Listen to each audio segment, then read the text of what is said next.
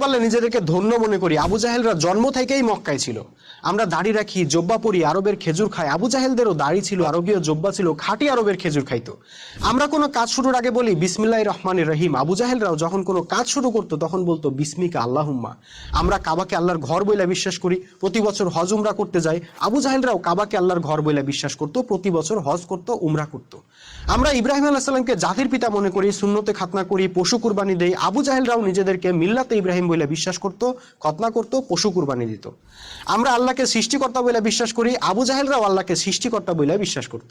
কোরআনে আল্লাহ নিজেই এটা বলছেন। আমরা আল্লাহকে উপাস্য মনে করি, নিজেদের নাম আব্দুল্লাহ রাখি, আব্দুর রহমান রাখি। আবু জাহেলরাও নিজেদেরকে আল্লাহর উপাসক বলে বিশ্বাস করত, সেজন্য নিজেদের নাম আব্দুল্লাহ, আব্দুর রহমান রাখতো।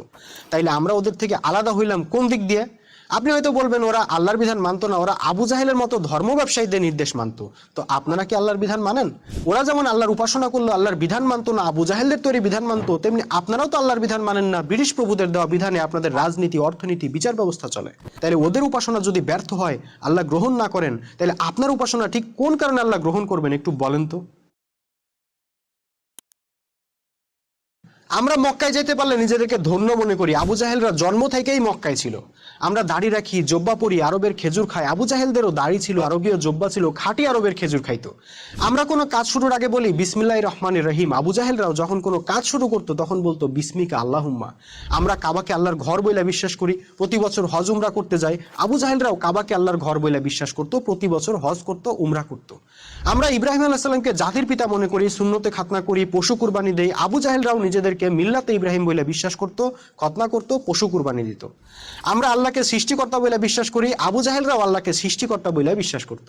কোরআনে আল্লাহ নিজেই এটা বলছেন। আমরা আল্লাহকে উপাস্য মনে করি, নিজেদের নাম আব্দুল্লাহ রাখি, আব্দুর রহমান রাখি। আবু জাহেলরাও নিজেদেরকে আল্লাহর উপাসক বলে বিশ্বাস করত, সেজন্য নিজেদের নাম আব্দুল্লাহ, আব্দুর রহমান রাখতো।